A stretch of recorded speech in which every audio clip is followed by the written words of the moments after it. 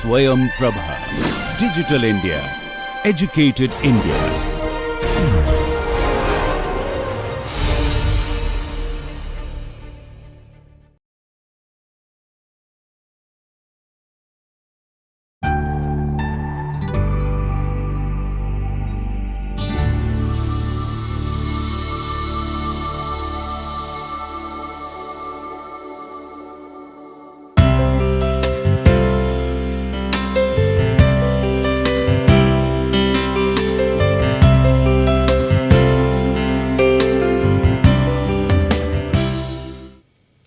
Hello everyone. Today we will be discussing externality and market failure. So first of all, we will be discussing what is the market failure and what are the causes of market failure. Then we will be talking about a special case of market failure, that is the externalities. So there we will be relating the externalities and market failure. Again, we will be discussing what are the different typologies of externalities in common, and at last we will be talking about how to internalize these externalities.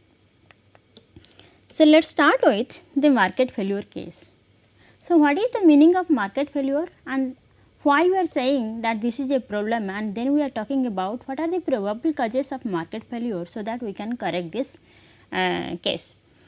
So market failure generally occurs when there is some misallocations or inefficient allocation of resources. When some misallocation or inefficient allocation of resources happens, it will be leading to loss in terms of waste or loss in terms of value. So that is why this market failure is not accepted. And when you are saying that in market failure we are having a case of misallocation or resources are not efficiently allocated. So what is the meaning of this efficient allocation of resources? So the allocation of resources can be termed as efficient, that is under the perfectly competitive market.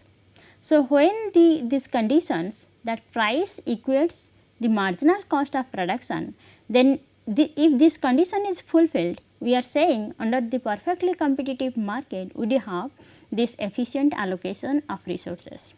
But when this allocation of resources do not fulfill these conditions, price equivalent to marginal cost, then it will be leading to inefficient allocation of resources. So here in this context we will be discussing 4 important sources of market failure, although we will be only talking about the externality itself. So what are the different causes or different sources of market failure? So the first one is market failure can happen in case of imperfect competitions. So apart from perfectly competitive market, the rest of the market systems like your monopoly or oligopoly or monopolistics, they are under this imperfectly competitive market. Under this imperfectly competitive market, this condition, that is price equivalent to marginal cost, is not fulfilled. So because of which the resources are said to be inefficiently allocated. And the second source of this market failure is the case of public goods. So that means in case of private goods where a market can dominate or market can fix the price, but in case of public goods it is very difficult to have this market price for these public goods. So therefore, if in case of the public goods this market failure may happen. And the third source of the market failure is the externality, that is presence of either the external cost or external benefits. In either of the cases this market fails. And the last cause of this market failure is imperfect information, which in microeconomics we are saying asymmetries of informations or lack of perfect information to everyone engaged. But however, in this case we will be only focusing one of the sources of market failure, that is the externalities. And in environmental economics, this externality is a very renowned case or very common case to be talked about, and that is why externalities has its own scope in environmental economics. So now let us talk about externalities as a source of inefficiency, how externalities is leading to inefficiency in the market or inefficiency in the resource allocations. So, let us start with the very meaning of externality. So, here we are trying to understand the externalities in terms of an example. So, suppose say when we are transacting or doing any kind of activity or taking any kind of decisions, obviously the repercussion of these actions or activities or decisions is affecting the others, right. So, when one's action is or one's decision is impacting others, that is others means maybe the second party or third party, and we do not have any incentive to consider these impacts or consequences. So, in that case externalities may happen. So, we can take a specific example. Let us talk about the actions that the power plants are taking or the manufacturing companies, how they are functioning. So, whatever from their functionings or from their actions, we can find that it is impacting the air or quality of the air is degrading or the quality of the water is degrading, causing air pollution and water pollutions. So, here in this example, what are the actions or activities done by first person or first agent? So, they are in terms of generating power or in terms of, in case of this manufacturing firms, they are producing products. Because they are producing products or generating power, as a result the air or water pollution cases are happening. So, in this case we can say that externality is existing when the action or a decision of one person or a group or a company or a firm impose a cost to whom? The others, and or it can also generate a benefit to others. So, in both the cases, whether the action of a person is imposing a cost or bestowing a benefit to others, and that is why this case is known as the externality, and sometimes this externality is also known as the spillovers or third party effect or neighborhood effect.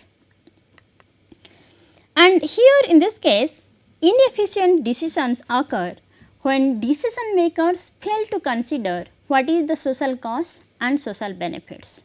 So, now let us talk about this particular example, that is the manufacturing company or a firm is producing a product. So, because the manufacturing company is producing a product and the waste materials are dumped into the water, let us say into a river. So, which is causing the water pollutions. So, in this case the inefficient decisions occur because decision makers, that means the company itself, it fails to understand what is the social cost of its production and what is the social benefit of its production. What the firm is bothered about only the private cost and private benefit. So, what is the private cost in terms of its total cost, that which the firm is making, or you can say the total benefits that in terms of revenues the firm is making. But here in this case of inefficient decisions or the particular activities can lead to inefficient decisions in the presence of externality, when the external costs or social costs and social benefits are not taken into account by the decision maker, that is the firm. So, what is in this example of your manufacturing firm producing a product, what is the social cost here? The social cost is the water pollutions that is caused by the production of these companies. But however, the cost of this water pollution is not taken into account by the firm itself. So, when the social costs and social benefits are not taken into account in the decision making process, then the decisions becomes inefficient. So, now after discussing this example, let us have a definition of these externalities, how the externality is going to be defined. So, you can say the externality can occur when one person's or one firm's actions affect another person or another firm or another group of persons in the society without the latter's permissions. So, that means the person who is the victim, he is not giving the permission that I am ready to tolerate whatever the cost you are putting. So, in this case the externality occurs when the consumption or production choices of a person or a firm, it enters the utility or production function of another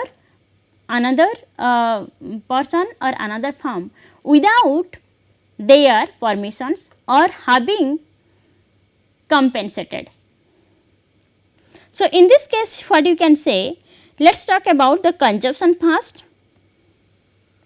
So, if the consumption choices of a particular person or a particular firm, it enters into the utility or production functions of another person or another firm without their permission or without having adequate compensation, then we are saying this externality may happen. In this case, when you are saying that we are taking a case of a particular person, and if the choice of the particular person's consumption is affecting the utility of another person, then and without the latter's permissions or without getting any compensations or adequate compensation, then we are saying this externality is present.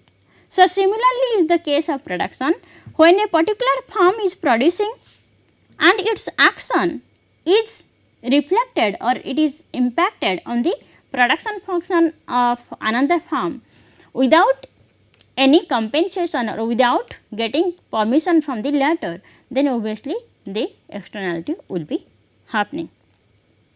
So, in this case, the first case, that is consumption related externality, is known as the consumption externality, and in case of this production functions, when it is affecting the production function of another firm, it is known as the production externality.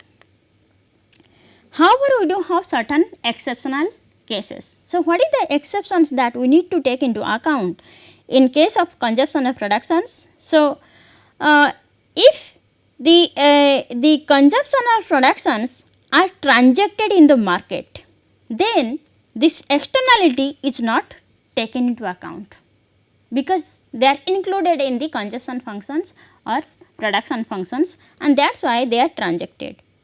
Or if the agent is doing something, any good or bad, to the third party intentionally, then also this act is not taken into account as an externality, or this cannot be termed as externality. So, in this case what we are saying, that externality may not occur, or we cannot actually say it to be external economies or external diseconomies, when the impacts of the consumption and productions of a particular person is impacting these third persons, and however they do have some negotiations and they are transacting these consumptions and productions with each other, or these impacts are intentionally being done to affect the third person, then it is not taken as cases of externalities. So, now after understanding this case, what is externalities and what is the definition of externality, now we can say, if there is no externality, then how the firms are behaving, whether the functions are, whether the resources are efficiently allocated or not. So, what will be the case? So, here we can say, if there is no externalities, that means whatever the costs are there, it is reflected in terms of total cost, and additional costs of a production of 1 unit extra production is reflected in terms of the marginal cost. and the benefits are reflected in terms of the revenues, or you are saying the marginal benefits, right, or you can say it is in terms of the price even. So, when the benefits are reflected in terms of price and the additional costs or the costs incurred for additional production, additional 1 unit production is reflected in terms of marginal costs, and there is no externalities you are saying, then the firm takes into account these two things, that is price and marginal cost, to decide what to produce or what is the output that needs to be produced.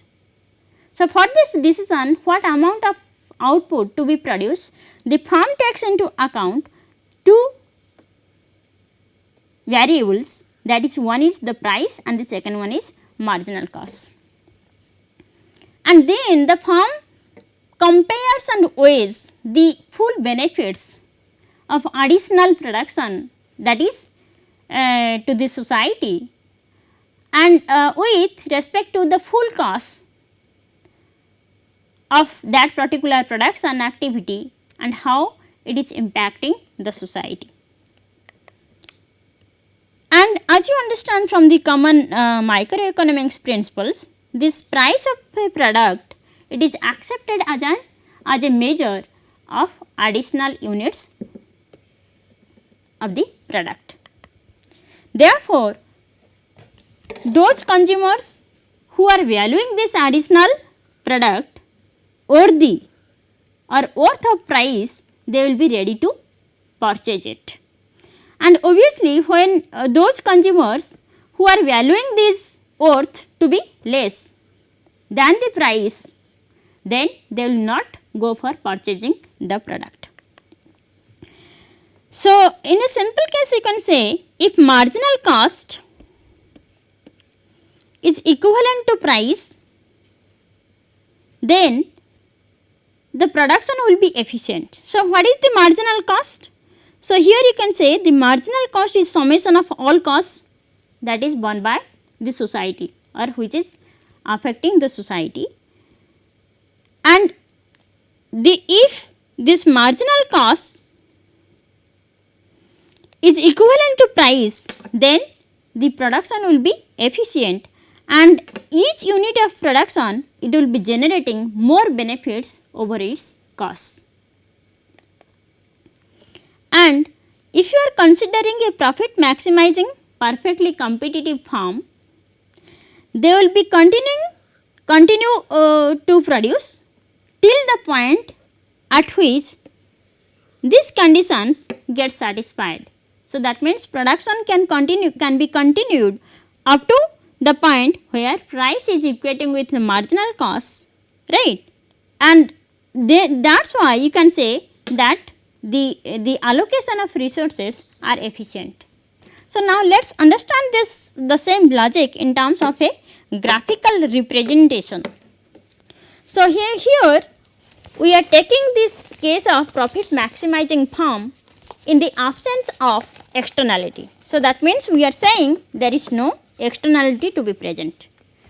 So, how the firm will be behaving and how the industry is going to set its prices. So, let us say in the horizontal axis we are representing the output, quantity of output, and in the y axis we are representing the price for this output, it is in terms of rupees. So, how the price is determined for the industry? It takes into account the demand factors, demand for that output and supply of that output. So, this is your demand curve and this is your supply curve. And as you understand from the very micro fundamental of economics, that is microeconomics, intersection point of demand and supply curve gives us the equilibrium in price level or and equilibrium in the output level. So, as a result you can say at this point of the demand, when the demand cost intersects with supply cost. So, the production is in equilibrium, and that is why the equilibrium price can be known as P star and equilibrium quantity can be named as Q star. This is for the industry. How the industry is setting equilibrium prices and how much to produce. And as you know that industry is a combination of firms, that means a number of firms are there in a particular industry, and we are saying that there is no externality for a particular firm. So, in this case how the firm will be behaving or how the firm will be setting its equilibrium price and quantity. So, here similarly in the horizontal axis we are representing the output level, and in the vertical axis we are showing the price level in terms of rupees. So, from the perfectly competitive market, if you remember how the price is set for a particular firm. So, in perfectly competitive market, a particular firm is a price taker, not a price maker. That means whatever the price is there or is set through the market mechanisms in the industry, the same price the particular firm is just following. So, this OP price will be the price for the firm itself. And how the output will be set? So, now you know this is OP star is the price for the output, but what is the amount of output? It will be decided by the marginal cost itself. What is the marginal cost? That is the cost that the firm needs to bear or the firm is incurring for producing one more unit of the output. So, the equilibrium output is set when this marginal cost curve is intersecting the price level at this point, and thereby we can find the equilibrium output as well. This is small q star. So, what we discussed that there is no externality. So, that means all the costs are reflected in terms of this cost, total cost, or additional for producing one additional unit of the product. This is the marginal cost, and all whatever the benefits we are getting out of this output is represented by this price. So, that means here we have not taken into account any externalities to be present. So, now let us take the second case when externality is present, then how the profit maximizing firm is behaving. So, in this case when you are saying that there is the presence of externality, then this externality, this external cost, if it is not taken into account by the firm itself, then the firm will be overproducing its output. So, what is the context? So, in the last diagram we have presented that there is no externality itself, and how the firm is producing to what is the level of the production the firm is producing. So, that is 0, right, small q star. So, now you are saying that the firm is also generating the externalities, that is negative externalities, and however, this negative externality to the society the firm is not taking into account. That means this external cost is not reflected in the price level, and also in terms of the additional cost that the firm is putting to the society by producing one more output, right. So, because of this situation, the farm will be overproducing because it has not taken into account the externality. So, now we can also discuss this, explain this same thing in terms of a graph, and here I just wanted to say that in case of this externality, when externality is present, then it is in terms of external cost, let us say. So, now your total cost must be, if the farm is going to take the total cost, then this total cost is known as, this is your marginal cost plus your external cost, summations of marginal cost and external cost. And this is also known as, when you are taking this marginal cost and external cost into account, this is known as the marginal social cost, right. So, here this is marginal cost, means this is the cost which is borne by the farm itself for producing its output, and this external cost is the cost that is imposed on the society because the farm is producing something, producing its output. So, this external costs are the byproducts of the production of the farm, right. So, this marginal cost is the summation of the marginal cost producing the product, and it correctly measures the external cost that is generated in the production process. So, truly you can say this marginal social cost is the correct measure of the externality. So, now we can graphically explain this. So, here we are saying externality is present, then how a profit maximizing firm is behaving, right. So, similarly we can draw this diagram. So, as you understand that this is the case of the industry, right. So, this is your output, this is your price, how the equilibrium price and equilibrium output is decided. It depends on the intersection point of demand and supply curve.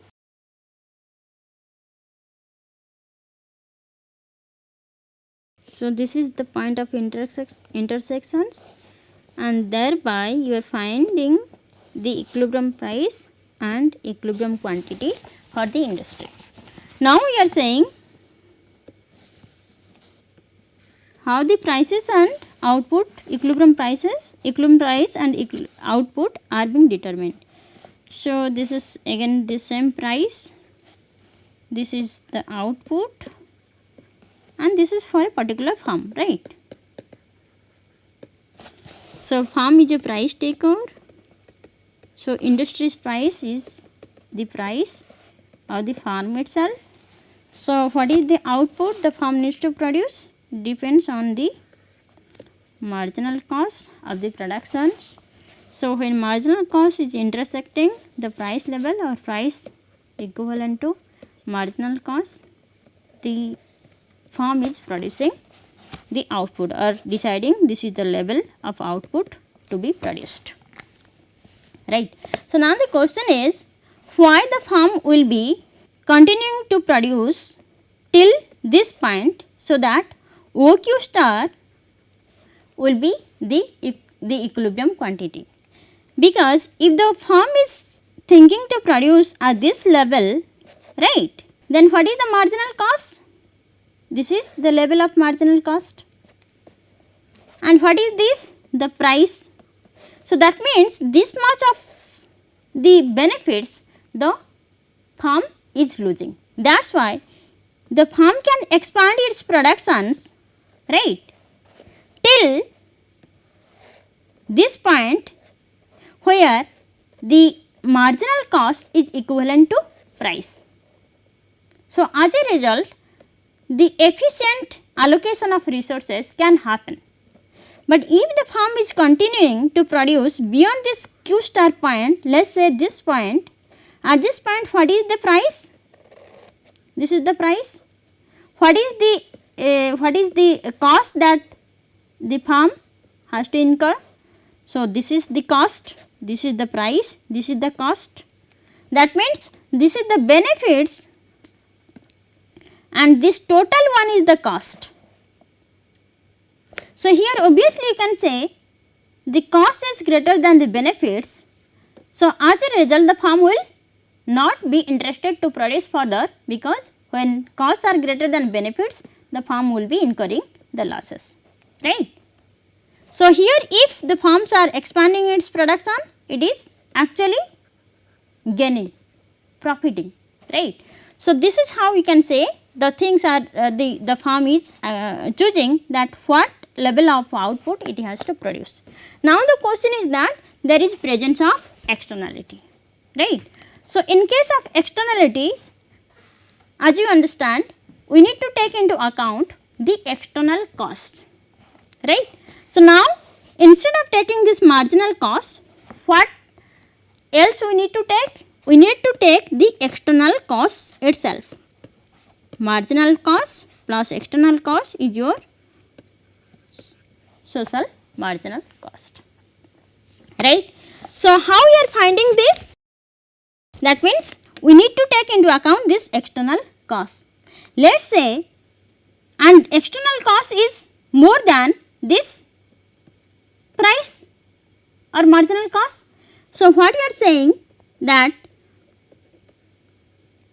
this much, that is this much of externality or external cost is also imposed when the firm is producing O Q star level of output. So, as a result what will happen? Your marginal cost will be taken into account the external cost and it will be shifting in order to reflect the external cost. Now, it is known as the marginal cost plus external cost is known as the social marginal cost, right. So, now if the firm is reflecting this or including this externality in its decision making, then what will happen? That the prices would be more. This is how we will be saying that externality is this much, this is how the prices would be more, right. And the same level of output is to be produced, okay. And if the firm is not willing to produce this much of Q star, then it will be at this intersecting point, the firm will be producing, right, at this point, okay. So, as a result, the output will be less than the produced output. So, that means, in the presence of externality, the firm is overproducing. It should have produced this much of level of output, but because of the externality, it is producing, and here the firm is producing here, and that is why this you can say this level, this much of level is the overproduction that the firm is doing, right. So, in this case, what you are actually comprehending, what you are understanding is that in case of these externalities, the firm is overproducing the product, right, and its price should have been high, but it is charging the same price that is set by the industry itself. So, now we can say that if the firm is allowed to dump, right, the waste and it does not pay for the damage, then it will be continuing to produce the same level, that is Q star, as before when there is no externality, because the firm is allowed for dumping, and price P star, the same price P star will be continued to reflect the cost that the firm is actually paying to produce the product, that is Q star level of product. However, this market price P star will not reflect the cost of externality. So, if the externality needs to be taken into account, what should have been the market price? So, this should have been the P1. So, this is the external cost and this should be the extra prices that must be added in your market price.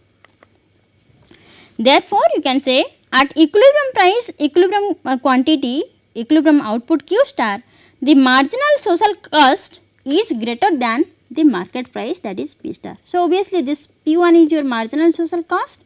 So, this marginal social cost is greater than your market price P star, right. So, we discussed the things that is under the negative externality, that means the actions of a particular individual or firm is adversely impacting the other, which is known as the negative externality. But externality may be positive as well, that means actions of a particular agent, it may positively or favorably benefit the other. So, in case of positive externality, the individuals, they do have very little incentive to continue with their activity which generate the external benefits. So, we can take the case of the vaccination to the to children and whose objective is to combat the communicable diseases. So, because this vaccination to children, those parents who are vaccinating their children, so it is a kind of positive externalities, right. And because of this positive externalities, they do have very little incentives, right. Sometimes the parents, they will not be interested to continue their positive externalities, right. And if there is no compulsion from outside, let us say from school itself, there is no strict guidelines that the parents need to vaccinate their children, so that the communicable diseases will not spread, right. So, if this is not the case, if some compulsions are not made from outside, then this positive externalities will not get enough incentive to continue their activities. So, this is the loophole of the positive externality as well. So, that means not only in the negative externalities we are having inefficient allocation of resources, in positive externalities also we do have some limitations. So, now let us talk about different types of externalities. So, the first two cases, negative and positive externalities, we have already discussed. Now, let us talk about the production externality and consumption externality. So, what is production externality? So, this production externality may occur when a firm's profit are affected by another firm's action, right. We can take an example. So, let us talk about the case of a steel factory and the laundry shop, right. So, there are two firms, one is producing the steel and the second one is doing the business of laundry business, right. So, when the steel is produced, then obviously smoke will be generated and this smoke is negatively impacting the laundry, because smoke is black in color, then obviously the laundry person, when they are washing the clothes, so it will be adversely impacted. So, here smoke is not an input for the production of laundry's output, but still it has the smoke is included in the laundry's output. And however, this laundry's output is affected by this smoke. So, this is how we can say that how the one firm's productions or profits are being affected by another firm's actions by producing the steel here. Then what is the consumption externalities? So, you can define this. Consumption externality can happen when a particular good or bad, right, which is not chosen by a consumer, but however this is reflected in the utility functions. So, what is the meaning? So, when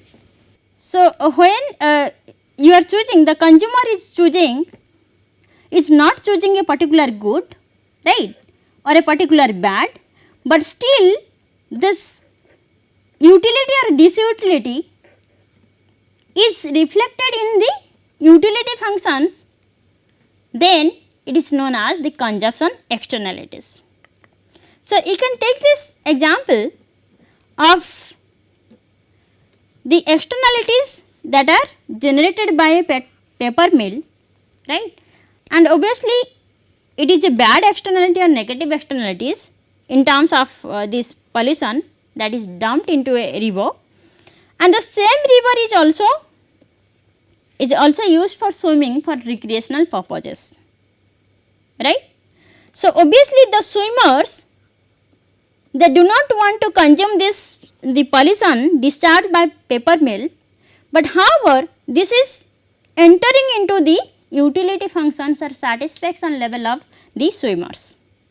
So, if this is the case, then it is known as the consumption externalities. That means consumption externality may happen when a good or bad which is not chosen by the consumer, that is swimmer itself, but this utility, dissatisfaction or satisfactions are reflected in the satisfaction level of the consumer. So, in the next discussion we will be talking about how to internalize externality, because you are now convinced that not only the negative externalities are bad, they are misallocating the resources or resource allocation are not efficient, but in case of positive externality also resource allocations are not efficient as well.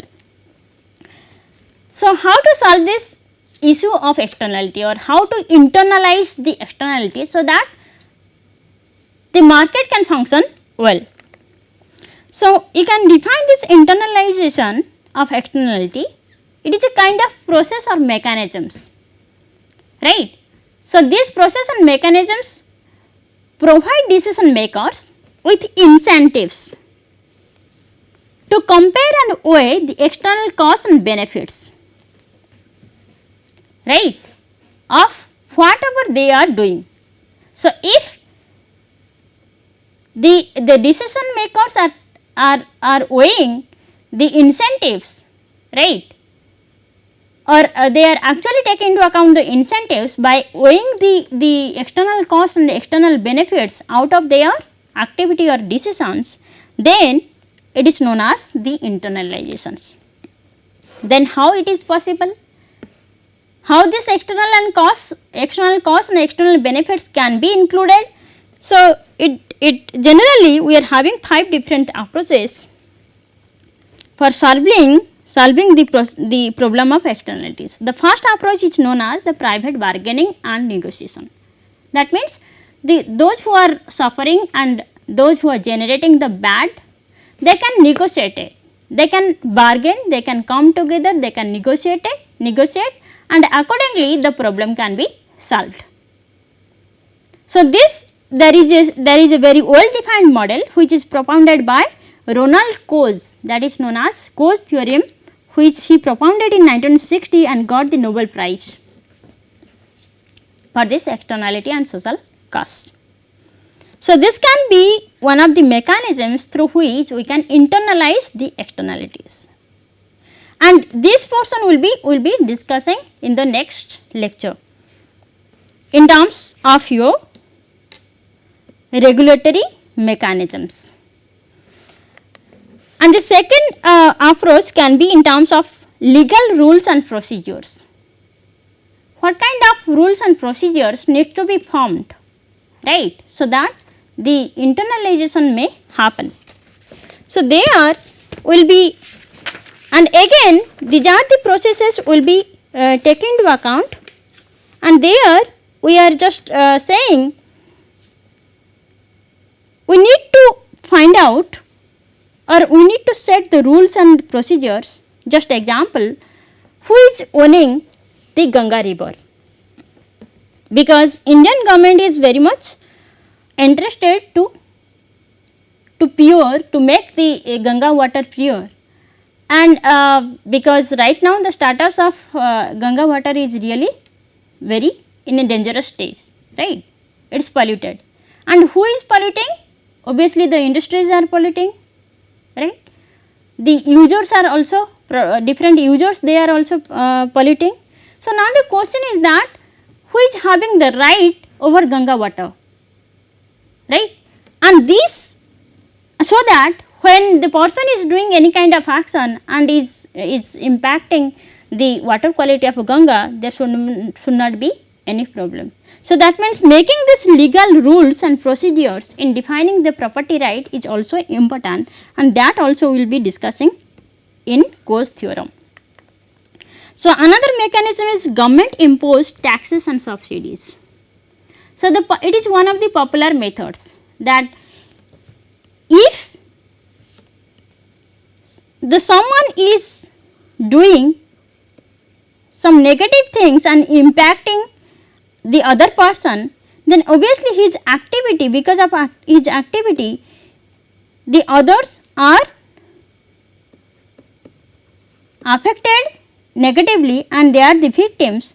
So, what the government can do? Government can interfere here and impose taxes, right. So, it is a case of that this generator, the units who is generating this pollution, he needs to compensate the victims because he has done the wrong deeds and the victim is impacted because of his wrong actions. So, that is in terms of taxes, putting the taxes. So, here this one will be discussing in Pigovian fees. And moreover, if someone's action is positively impacting, right. So, the government must be interfering and giving subsidies, right, so that he can get enough incentive to carry on its activity or action. So, another approach to internalize the externalities, self actioning of rights to impose the externalities. So, we do have the mechanisms of caps and trade that we also be discussing in our next classes, and the last one is the direct government regulations. So, all these 4 that we have discussed is the indirect measures by the indirect measures.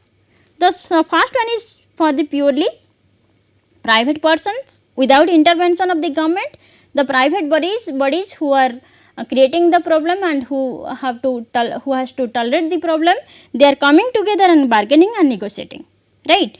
But this last one is the case of direct involvement of the government. So, that is in terms of direct government regulations. So, here the government is setting the standards, right, in order to internalize the externalities. So, all these we will be discussing in the regulatory mechanisms, so which is divided into 2 parts. The first one is the command and control approach, and the second one we will be discussing in terms of economic incentives